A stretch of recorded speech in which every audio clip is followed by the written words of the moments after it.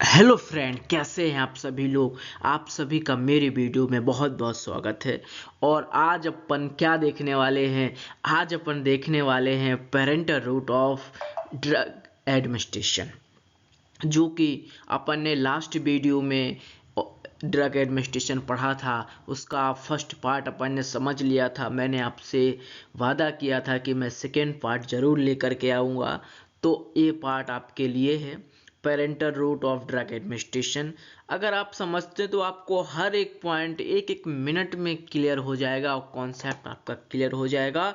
और ये important question आपके एग्जाम में बहुत ज़्यादा पूछा जाता है। आप कहेंगे सर पेरेंटल रूट क्या होता है, सब कोई डरता है, ओ गॉड डोंट देम इंजेक्ट मी, कृपया ये मुझको इंजेक्ट ना करे। बच्चा प्रार्थना करता है ना कि दवा मिल जाए लेकिन इंजेक्शन ना लगे। लेकिन अगर नॉन कॉन्शियसनेस की कंडीशन है, कॉन्शियसनेस लेस हो चुकी है, लॉस हो चुकी है, तो फिर आपको इंजेक्शन तो देना पड़ेगा। और डॉक्टर भी ये ट्रिक याद रखते हैं। ये फार्माकोलॉजी सीरीज का अपना थर्ड लेक्चर है और रूट ऑफ एडमिनिस्ट्रेशन का सेकेंड पार्ट है। तो चलिए करते हैं स्टार्ट। एग्जाम में ये 100% आने वाला क्वेश्चन है, इसलिए बिना देरी किए इस क्वेश्चन को बहुत ही अच्छे से समझने का प्रयास करते हैं। देखते हैं parenteral route of drug administration क्या होता है। तो इसके 4 पोर्शन जैसा कि आपको पता है, इंट्रावेनस, इंट्रामस्कुलर, सबकुटेनियस और इंट्राडर्मल। आई इंजेक्ट स्टूडेंट डेली, जो मैंने ट्रिक बताई थी। आई इंजेक्ट, आई मतलब इंट्रावेनस, इंजेक्ट मतलब इंट्रामस्कुलर, स्टूडेंट मतलब सबकुटेनियस और डेली मतलब इंट्राडर्मल। ये 4 ट्रैक अपन को समझना है, जो कि अपन केडी त्रिपाठी, जो कि फार्माकोलॉजी की बहुत ही इंपॉर्टेंट बुक्स है, उससे मैंने लेने का प्रयास किया है। इंट्रावेनस क्या होता है, ये वेंस में दी जाती है, जिसकी बायोअवेलेबिलिटी क्या होती है, 100% होती है। बायोअवेलेबिलिटी का मतलब क्या होता है, कोई भी ड्रग सिस्टमिक सर्कुलेशन में कितनी पहुंच चुकी है, जो कि अपन नेक्स्ट स्लाइड में अपन जरूर देखेंगे। एग्जाम्पल्स आते हैं, डाइजोपाम्स है, मैनिटॉल है। इंट्रामस्कुलर्स ये क्या कहाँ पे दी जाती है, मसल्स पे दी जाती है। एग्जाम्पल्स आपके penicillin G, vitamin B12 ETC। Subcutaneous में आपके इंसुलिन हो गया, हेपेरिन के इंजेक्शन वगैरह सबकोटेनियस रूट से दिया जाता है। इसका एब्जॉर्प्शन स्लो होता है, स्मार्ट डोज में दी जाती है, अंडर द स्किन दी जाती है। इंट्राडर्मल ये टेस्टिंग के लिए दी जाती है, जैसे मेंटॉक्स टेस्ट लगा रहे हैं अपन, जाइलोकिन टेस्ट लगा रहे हैं। ये डर्मिस लेयर होती है, जो स्किन्स की लेयर होती है, एपिडर्मिस डर्मिस, वहाँ पे दी जाती है। तो parenteral route, what is parenteral route. Parenteral route क्या होता है, पेरेंटल रूट क्या होता है, इसका मतलब ऐसा रूट जो कि इंजेक्शन के द्वारा दिया जाए। याद रखना, कोई ऐसा रूट जो इंजेक्शन के द्वारा दिया जाए उसको कौन सा रूट बोलते हैं, पेरेंटल रूट बोलते हैं। मैंने बिल्कुल सिंपल वर्ड में आपको बताया है। जो टैबलेट जीआई ट्रैक्ट से जाती है, लेकिन इंजेक्शन जीआई ट्रैक्ट बाईपास कर देता है। ये जो इंजेक्शन होता है जीआई ट्रैक्ट को पास कर देता है, इसलिए इसका इफेक्ट भी क्या होता है, बहुत फास्ट होता है। इसकी समस्या है कि इससे दर्द होता है, और कहते हैं दर्द में ही तो मजा है। जब अंदर जाएगा तो मजा आएगा, लेकिन दर्द होगा। इसलिए इसका इफेक्ट क्या है, इसका इफेक्ट लेकिन बहुत फास्ट होता है, क्योंकि ये डायरेक्ट ब्लड में जा सकता है, डायरेक्ट लोकल टिश्यू पे जा सकता है। इसके लिए parental drug given by the injection क्या करता है, जीआई ट्रैक्ट को बाईपास कर देता है। इसका एक्शन क्या होता है, फास्ट होता है। अगर इमरजेंसी सिचुएशन है और आप टैबलेट लेने में असमर्थ हैं, आपको तुरंत एक्शन चाहिए, तो भैया फिर पेरेंटल रूट आजमाना पड़ेगा। दर्द को साइड कर दो, दर्द हो या ना हो, लेकिन हमें दर्द का इफेक्ट दिखना चाहिए, दर्द से हमें फ़ायदा होना चाहिए। बच्चों, टैबलेट पेट में जाती है, सिरप गले से जाता है, लेकिन इंजेक्शन सीधे बॉडी में VIP एंट्री लेता है। इसको ना पेट में जाने की ज़रूरत है, जैसे भगवान क्या आते हैं, वीआईपी तरीके से भय प्रकट कृपाला और दीन दयाला, उसी प्रकार से ड्रग क्या होती है, बॉडी में अगर डायरेक्ट वीआईपी एंट्री मारती है तो उस रूट को, जिस रूट से ड्रग वीआईपी एंट्री मारती है, वीआईपी लोग इसका उपयोग करते हैं। हाँ, लेकिन जो रास्ता बहुत सुंदर होता है, बहुत फास्ट होता है, उसमें थोड़ा सा दर्द तो जरूर होता है। आज हम पढ़ेंगे parenteral route of drug administration. तो चलिए करते हैं शुरुआत। मेन टाइप्स इसके कौन कौन से होते हैं, इंट्रावेनस, इंट्रामस्कुलर, इंट्रा सबकुटेनियस और इंट्राडर्मस। तो ये 4 टाइप्स अपन को पढ़ना है। इंट्रावेनस यानी वेंस पे दिया जाता है। भैया इंट्रावेनस कहाँ पे दिया जाएगा, तो आप बोलोगे सर वेंस पे दिया जाएगा। इंट्रामस्कुलर कहाँ पे दिया जाएगा भैया, तो इंट्रामस्कुलर आपका मसल्स में दिया जाएगा। कहाँ पे दिया जाएगा, मसल्स में दिया जाएगा। सबकुटेनियस आपका स्किन्स में दिया जाएगा। इंट्राडर्मल आपके स्किन्स की जो दूसरी लेयर होती है वहां पे दिया जाएगा। तो हर रूट का एक अपना महत्व है। डॉक्टर बोलता है आई इंजेक्ट स्टूडेंट डेली, मतलब डॉक्टर रोज इंजेक्शन लगा रहा है। डेफिनेशन क्या होती है, पेरेंटल एडमिनिस्ट्रेशन इंजेक्शन और इन्फ्यूजन्स के थ्रू दे सकते हैं बाय मींस ए निडल और कैथेटर, या तो निडल के थ्रू देंगे या फिर कैथेटर के थ्रू देंगे। बॉडी के अंदर कोई भी ड्रग, जैसे इंट्रामस्कुलर देखो 90 अंश में लगाई जाती है, ये बहुत ज़्यादा इम्पोर्टेंस है। देखो मैंने इसकी टेक्निक यहाँ पे आपको दिखाई है कि इंट्रामस्कुलर कैसे लगाते हैं, सीधा 90 अंश पे लगाते हैं। एपिडर्मिस कौन सी लेयर होती है, पहली लेयर होती है, और चूंकि 90 अंश पे जब सीधा डालेंगे तो बहुत अंदर जाएगा, तो बहुत अंदर जाएगा तो वहाँ कहाँ पे चला जाएगा भैया, ये आपको मसल्स दिख रही होगी, रेड कलर की होती है, ये मसल्स पे चला जाएगा। उसके बाद अगर सबकुटेनियस दे रहे हैं तो ये 45 डिग्री पे जाएगा, जो कि स्किन की तीसरी लेयर है और मसल्स के जस्ट ऊपर है। यानी अगर सबसे अंदर डालना है तो इंट्रामस्कुलर रूट अपनाओ, कितनी डिग्री पे देंगे, 90 डिग्री पर देंगे। अगर सबकुटेनियस डालना है तो मसल्स के जस्ट ऊपर का भाग अपन क्या देखेंगे, सबकुटेनियस देखेंगे। या कितने एंगल्स पे डाला जाता है, यह 45 के एंगल्स पे अंदर डाला जाता है। उसके बाद तीसरी लेयर, तीसरा क्या होता है, इंट्रावेनस, जो सबकुटेनियस के ऊपर वेंस होती हैं। वेंस में क्या फ्लो होता है भैया, ब्लड फ्लो रहता है। तो ये किस रूट में दिया जाता है, ये आपका इंट्रावेनस में दिया जाता है। किस एंगल पे दिया जाता है, 25 डिग्री के एंगल पे दिया जाता है। इसके बाद सबसे ऊपर जहां पे जाइलोकेन टेस्ट, मॉन्टेक्स टेस्ट वगैरह लगाए जाते हैं, कितने एंगल पे भैया, 10 से 15 डिग्री के एंगल पे दिया जाता है। ये पूरे एंगल्स एग्जाम में पूछे जाते हैं कि अच्छा बताइए कितने कितने एंगल्स पे कोई भी चीज़ दी जाती है, तो आपका आंसर होना चाहिए। अगर इंट्रामस्कुलर दे रहे हैं तो 90 डिग्री पे दिया जाएगा। मसल्स क्या होती है, सबकुटेनियस से भी नीचे होती है मसल्स, और मसल्स के जस्ट ऊपर होता है सबकुटेनियस। ये क्या है, स्किन से, जो कि आपने B pharma first semester HAP में बहुत अच्छे से पढ़ी हुई है। अगर नहीं पढ़ी है तो एक बार रोशन बिल्सन उठाकर पढ़ लीजिए। इसके बाद उससे ऊपर होती है डर्मिस। तो डर्मिस में जो इंजेक्शन दिया जाता है वो क्या होता है भैया, 10 से 15 डिग्री में दिया जाएगा। सबकुटेनियस मसल से जस्ट ऊपर होती है, वो 45 डिग्री में, और मसल्स के ऊपर क्या होती है, डर्मिस और मसल्स के बीच में आपकी वेंस बहती हैं, वेंस में ब्लड बहता है। ये देखिए पूरी टेक्निक आपको यहाँ पे दिखाई गई है। देखो इंट्रामस्कुलर की है, कैसे पकड़ना है ये भी दिखाया गया है। और बहुत ज़रूरी है कि अगर आप फार्मेसी फील्ड पे हैं तो इंजेक्शन को कैसे लगाते हैं ये चीज़ ज़रूर सीख लें। तो चलिए चलते हैं नेक्स्ट में, जिसमें एक एक चीज़ एक्सप्लेन की गई है। इंट्रावेनस जो कि पहला रूट है, वेंस पे दिया जाता है, उसके बारे में अपन जानकारी इकट्ठा करेंगे। इंट्रावेनस ड्रग डायरेक्ट वेंस में जाती है और एक्शन क्या होता है, तुरंत एक्शन होता है। इमीडिएट एक्शन अगर चाहिए तो अपन को इंट्रावेनस देना पड़ेगा। बायो अवेलेबिलिटी मैंने बार बार बोला है, इसका मतलब होता है एक ऐसी प्रोसेस जिसमें ड्रग 100% बहुत ही जल्दी सर्कुलेशन, ब्लड सर्कुलेशन में पहुंच जाएगी।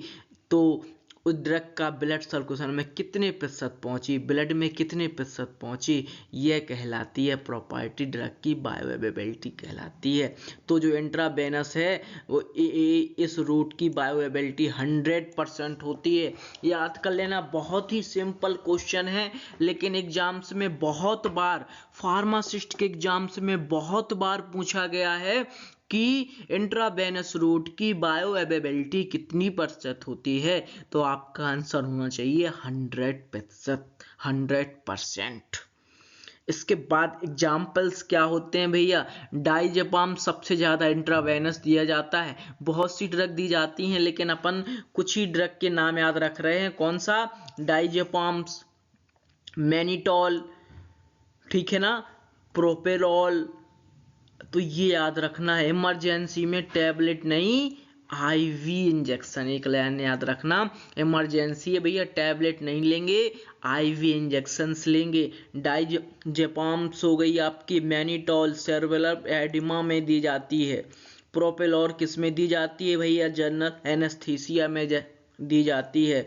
बेनोमाइसिन क्या, जब इन्फेक्शन हो जाता है उसमें दी जाती है। बहुत ही तेज इन्फेक्शन फैल रहा है तो बेनोमाइसिन का इंजेक्शन आईवी रूट से कितने एंगल्स पे दोगे भैया? याद रखना, कितने एंगल्स पे दोगे? 45 के एंगल्स दोगे क्या? तो इस एंगल से, जैसे कहाँ पे है अपना आईवी, ये वाला एंगल से। इंट्राटर्बल 10 से 15 डिग्री पे, ये 25 से 30 पे, और ये 90 डिग्री पे। चारों टेक्निक मैंने 2-2, 3-3 बार आपको समझा दी हैं। इस देखिए ये किस तरह से इंजेक्शन लगा रहे हैं। देखिए ये इंजेक्शन लगाया जा रहा है, ये इसका नाम क्या है आप लोग बताइएगा। और ये देखिए ये आपकी बेंस पे इंजेक्शन लगाया जा रहा है। ये क्या किया जा रहा है? आपकी बेंस पे इंजेक्शन लगाया जा रहा है। कौन कौन सी ड्रग हैं? बहुत सी मोस्टली ड्रग होती हैं, लेकिन प्रोपोफॉल जो कि आपकी एनेस्थीसिया है, जनरल एनेस्थीसिया है, पूरी बॉडी को झुन्न कर देती है।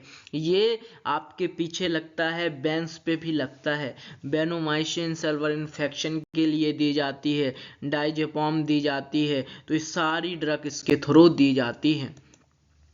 मैकेनिज्म में क्या होती है भैया? सबसे पहले इंजेक्शन बेंस में जाता है। ड्रग कहाँ होती है? ब्लड स्ट्रीम के अंदर एंट्री कर देती है। जैसे ही इंजेक्शन से आपने ड्रग अंदर डाली तो ब्लड में क्या हो गई? ड्रग पहुंच गई। और ब्लड का काम क्या है? बी फॉर ब्लड और बी फॉर बस।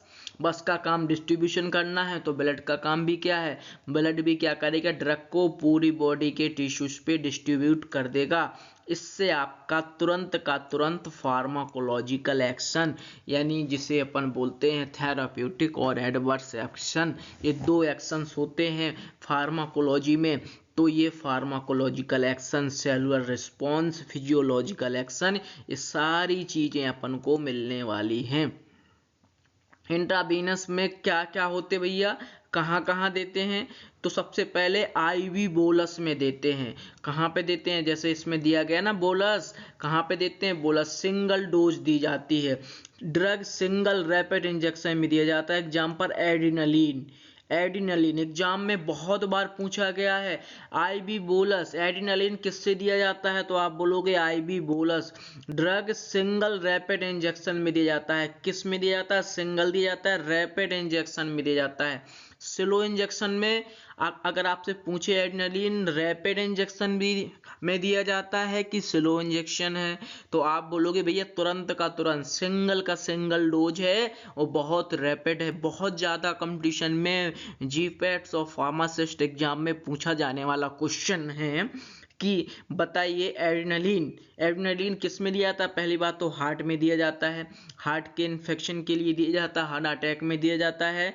और किस में दिया जाता है? सिंगल रैपिड डोज में दिया जाता है, आईवी बोलस है, और बहुत फास्ट दिया जाता है। इसके बाद दूसरा कौन सा है अपना? स्लो आईवी इंजेक्शन, जैसे फिरोशामाइड, डायरेटिक्स है जो फिरोशामाइड है, आगे पढ़ोगे आप, बताइएगा कमेंट सेक्शन में फिरोशामाइड किस कैटेगरी की ड्रग है, एड्रेनालिन किस कैटेगरी की ड्रग है। ठीक है ना? अभी जो स्टार्टिंग वाले उनको नहीं पता, तो आगे आप पढ़ोगे और जिसने पढ़ लिया वो हमें बताएं। तो जो ड्रग है स्लोली इंजेक्ट की जाती है। तो कौन सी ड्रग होती है भैया? जो डायरेटिक्स होती है यानी फ्यूरोसामाइड होती है, वो कंट्रोल्ड एडमिनिस्ट्रेशन होता है उसका। कौन सा एडमिनिस्ट्रेशन होता है? कंट्रोल एडमिनिस्ट्रेशन होता है। एडमिनिस्ट्रेशन मतलब अंदर जाना या अंदर डाल देना। कैसे डालोगे भैया? स्लो स्लो डालना है। अगर बहुत फास्ट डालोगे तो कौन सी ड्रग होती है जो बहुत फास्ट डाली जाती है? एड्रेनालिन डाली जाती है। बहुत स्लो कौन सी इंजेक्ट की जाती है? फ्यूरोसामाइड की जाती है। सिंगल बोलस आईवी बोलस कौन कहलाता है? तो आप एड्रेनालिन है। और स्लो आईवी इंजेक्शन के थ्रू फ्यूरोसामाइड है यानी डायरेटिक्स इसको बोलते हैं। इसके बाद आईवी इन्फ्यूजन में दिए हो डोपामाइंस वगैरह जितने भी दिए जाते हैं, जितने भी हार्मोन्स होते हैं, जो कंटिन्यूस ड्रप के रूप में दिया जाता है, जैसे एनएस है, डीएनएस है, रिंगलरेक्टेड है, सब क्या होते हैं? ये आपके ड्रिप के रूप में दिए जाते हैं। ये कंटिन्यूस लगातार देते रहो, 10 मिनट 20 मिनट 1 घंटा की भी होती है, बोला 2 घंटे की भी हो सकती है। तो ये आपका जो आईवी इन्फ्यूजन में दिया जाता है वो कंटिन्यूस ड्रप में दिया जाता है। स्लो इंजेक्ट कौन किया जाता है? तो एग्जांपल है आपका फ्यूरोसामाइड। और जो फास्ट किया जाता है वो कौन है आपका? एड्रेनालिन। तो चलिए नेक्स्ट देखते हैं। अगर पेशेंट अनकॉन्शियस है तो टैबलेट तो दे नहीं सकते, इसलिए डॉक्टर बोलता है आईवी इंजेक्शन लगाइए। अब इसके अपन को क्या पढ़ना है? इसके अपन को एडवांटेज और डिसएडवांटेज पढ़ना है। एडवांटेज भैया क्या होता है? तो एडवांटेज आपको पता है तुरंत का तुरंत इफेक्ट आ जाएगा, एक्यूरेट कंट्रोल होगा, एक्यूरेट डोज दे सकते हो। क्या पता आपने मतलब मुंह से खाई, कितनी पेट में गई, कितनी लंग्स में चली गई, कितनी किडनी में चली गई, मतलब किडनी में क्या पता निकलेगी, लिवर में भी पहुंच सकती है, फर्स्ट पास मेटाबॉलिज्म हो जाएगा, कितनी स्टमक में है, कितनी इंटेस्टाइन में है, कितनी किसमें। इसलिए अगर आप दोगे तो इसमें क्या एक्यूरेट डोज को कंट्रोल किया जा सकता है, क्योंकि डायरेक्ट ड्रग ब्लड में जाएगी और ब्लड से डायरेक्ट बाउंड हो सकती है, प्रोटीन बाइंडिंग वाली होगी, तो वो सब आगे अपन पढ़ेंगे। तो ड्रग डायरेक्ट टिश्यू में डिस्ट्रीब्यूट हो जाएगी। लार्ज वॉल्यूम एडमिनिस्ट्रेशन दे सकते हैं, जैसे ड्रग वगैरह दे रहे हैं। Irritant drug can be diluted, irritant drug भी दे सकते हैं, लेकिन अगर अपन ने टैबलेट फॉर्म में दी तो अपन नहीं ले सकते हैं। एडवांटेज इन्फेक्शन का रिस्क होता है भैया, इन्फेक्शन फैल सकता है, क्योंकि डायरेक्ट दे रहे हैं तो इन्फेक्शन तो फैल सकता है। और ऐसे देखो टैबलेट तो कोई भी खा सकता है, हरा गहरा, भैया टैबलेट खाना है खोलो और खा लो।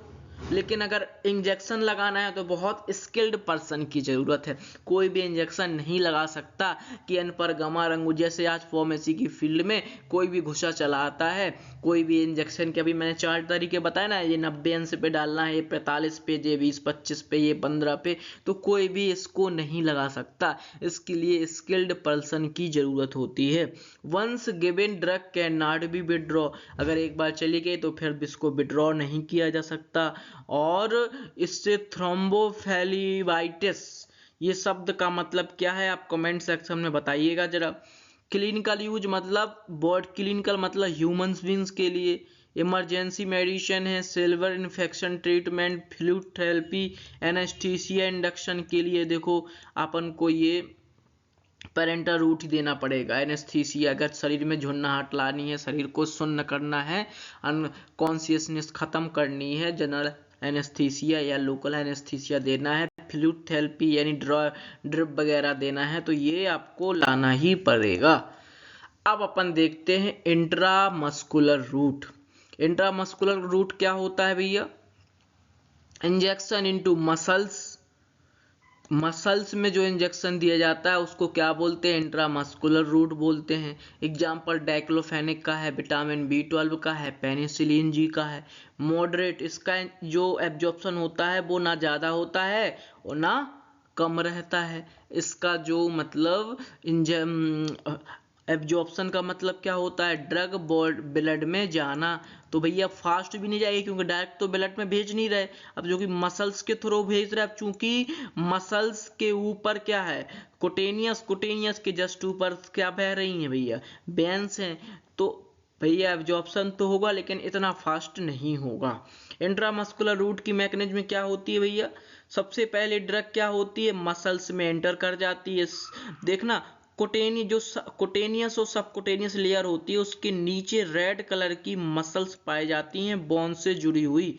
जो मसल्स बोन से जुड़ी होती है उन्हें स्केलेटल मसल्स कहते हैं, और नॉर्मल मसल्स होती हैं तो वो क्या अपन करते हैं कि ड्रग को मसल्स पे इंजेक्ट कराया जाता है, और muscles absorption through muscles capillary, क्या मसल्स में कैपिलरी होती है उससे ब्लड में ड्रग जाती है। तो एब्जॉर्प्शन कैसे होता है, मसल्स कैपिलरी के थ्रू होता है। मॉडरेट स्पीड एब्जॉर्प्शन होता है, ना इतना फास्ट होगा और ना इतना स्लो होगा। सिस्टमिक सर्कुलेशन में ड्रग क्या हो जाती है, पहुंच जाती है। सबसे पहले ड्रग कहाँ देंगे अपन, मसल्स में देंगे। मसल से क्या होगी, मसल्स में जो कैपिलरी होती है उस कैपिलरी से ड्रग कहाँ पहुंचती है, ब्लड में पहुंचती है, और ब्लड में पहुंचने के बाद में फार्माकोलॉजिकल इफेक्ट आता है। अब चूंकि केवल ये जो दो स्टेप्स हैं जिसमें मसल्स से ड्रग कैपिलरी और कैपिलरी से वेन्स और वेन्स से आपके ब्लड में पहुंचती है, तो वो केवल वो वाली लाइन इसमें एक्स्ट्रा होती है। इसलिए इसका जो एब्जॉर्प्शन होता है वो जो सिस्टमिक रूट से यानी या ऑरल रूट से जो ड्रग दी जाती है उससे तो ज्यादा होगा, लेकिन भैया वेन्स से कम हो जाएगा, क्योंकि उसमें वेन्स में तो डायरेक्ट कहाँ पहुंचती थी ड्रग, सिस्टमिक सर्कुलेशन में, और सिस्टमिक सर्कुलेशन से डायरेक्ट टिश्यू में, और टिश्यू से डायरेक्ट फार्माकोलॉजिकल इफेक्ट आ जाता था। लेकिन इसमें ऐसा होता है क्या, इसमें थोड़ा सा एक एक्स्ट्रा बढ़ जाता है, इसलिए इसका एब्जॉर्प्शन भी कैसा होता है, मॉडरेट होता है। जैसे आपने यहाँ देखा ना कि स्किन से ये मसल्स है, और डायरेक्ट ड्रग 90 के एंगल पे कहाँ दी जा रही है, मसल्स पे दी जा रही है, और मसल से जो आपकी कैपिलरी निकलती है वहां से ड्रग सिस्टमिक सर्कुलेशन में पहुंचती है। वहां से क्या होती है भैया, ड्रग सिस्टमिक सर्कुलेशन में पहुंच जाती है। वहां से ड्रग क्या होती है भैया, सिस्टमिक सर्कुलेशन में पहुंच जाती है। इंट्रामस्कुलर रूट में ड्रग को मसल्स टिश्यू में इंजेक्ट किया जाता है, जिससे ड्रग धीरे धीरे कहाँ पहुंच जाती है, ब्लड स्ट्रीम में एब्जॉर्ब हो जाती है। क्या हो जाती है, इसका भैया डिसएडवांटेज क्या होता है, इसका सबसे बड़ा नुकसान है कि भैया इससे दर्द तो होता है, क्योंकि 90 के एंगल में सीधा बहुत ही अंदर डाला जाता है, तो दर्द तो होना पॉसिबल है। नर्व की इंजरी भी पॉसिबल है। एप्सिस फॉर्मेशन होना भी क्या है भैया, ये भी पॉसिबल है। ठीक है ना।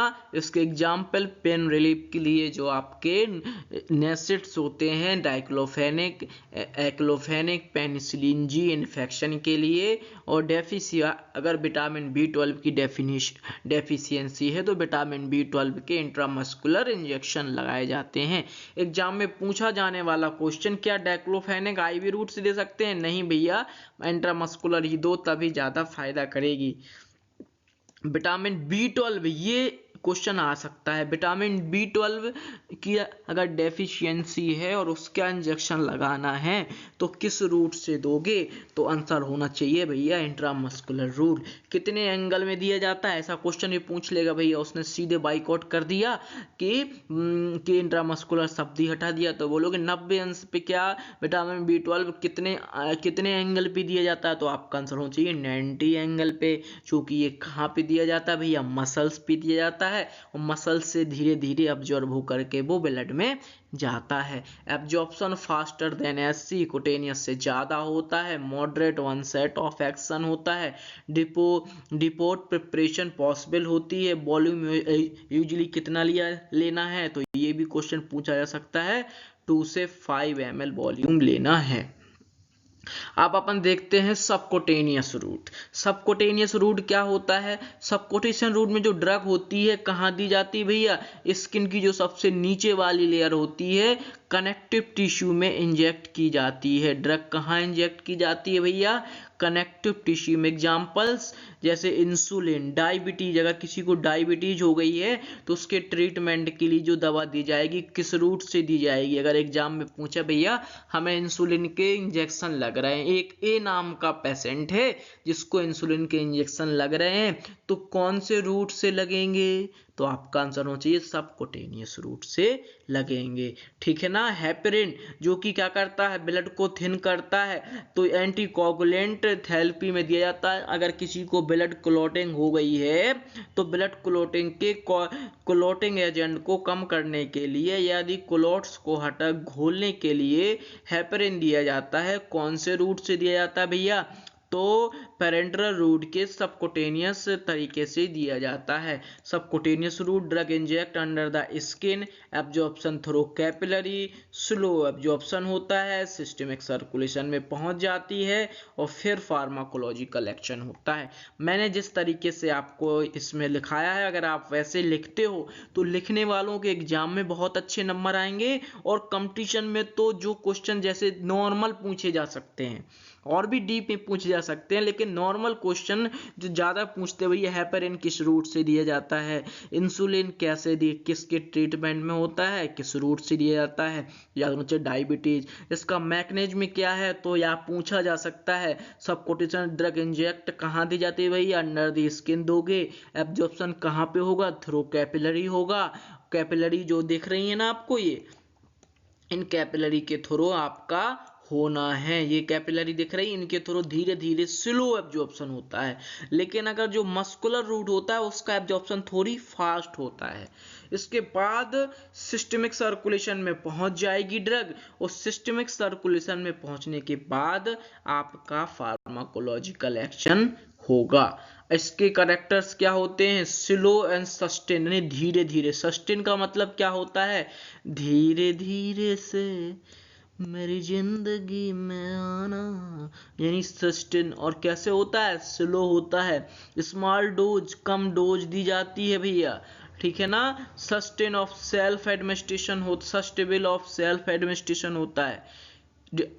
इसमें क्या होता है, जो इरिटेटिंग ड्रग है वो नहीं दे सकते हो, क्योंकि इरिटेशन कॉज हो जाएगा। लिमिटेड वॉल्यूम होगा, लोकल इरिटेशन को पॉसिबल है हो जाए, इसलिए संभल के दो।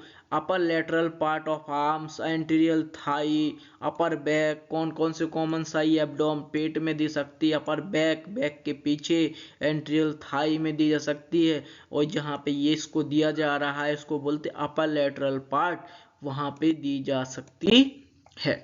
अब लास्ट का जो रूट आता है उसको बोलते हैं इंट्राडर्मल रूट। इंट्राडर्मल जो कि क्या होती है, एपिडर्मिस के बाद जो लेयर होती है, जैसे इसमें दिया गई है, ये दिया गई डर्मिस लेयर, ये जो लेयर होती है इसको बोलते हैं इंट्राडर्मल लेयर। ऊपर वाले को बोलते हैं एपिडर्मिस लेयर। यहीं पर आपकी यूवी का ऑब्जर्प्शन होता है, उसके जस्ट जो नीचे होती है उसे डर्मिस लेयर होता है। तो डर्मिस लेयर पे मेनली ड्रग दी जाती है। Inject dermis layer, very slow, subcutaneous से भी स्लो एब्जॉर्प्शन होगा, लोकल इम्यून रिएक्शन होगी, डायग्नोस्टिक टेस्ट होंगे, और इससे रिएक्शन कंप्लीट होना है। Assembly necessary equipment include medication, sterile needle का है, अल्कोहल, सबकी जरूरत पड़ेगी। क्लीन एंड इंजेक्शन तो करना ही है। और कितने एंगल्स पे देना भैया, 10 से 15 डिग्री, शुरुआत से बताते गए हैं 10 to 15 डिग्री एंगल्स पे देना है। कितनी डिग्री पे देना भैया, 10 से 15 डिग्री के एंगल पे। Push the plunger syringe, inject the medicine into dermal layer. और ये सारे टेस्टों के लिए जो डायग्नोस्टिक टेस्ट होते हैं, जैसे एनेस्थीसिया का टेस्ट है, ये सारे टेस्टों के लिए मॉन्टॉक्स टेस्ट है। तो अगर एग्जाम में पूछा जाए टेस्ट के लिए कौन सा रूट प्रेफर किया जाता है, आपके एग्जाम में कैसे क्वेश्चन बन सकते हैं, वो हम आपको बताते हैं।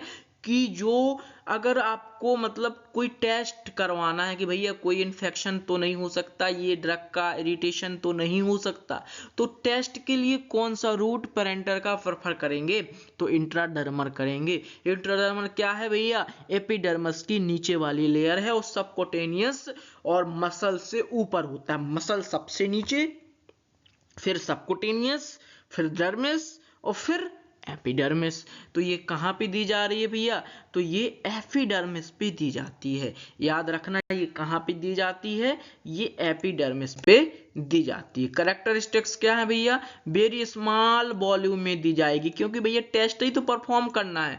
लगभग 0.1, तो ये बहुत कठिन टास्क है, याद रखना 0.1 ml दी जाएगी।